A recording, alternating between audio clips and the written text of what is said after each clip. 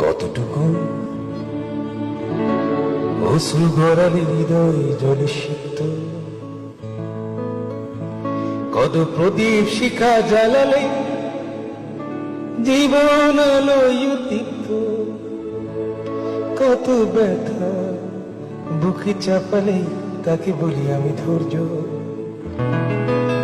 নির্মমতা কত দূর হলে জাতি হবে নির্লজ্জ।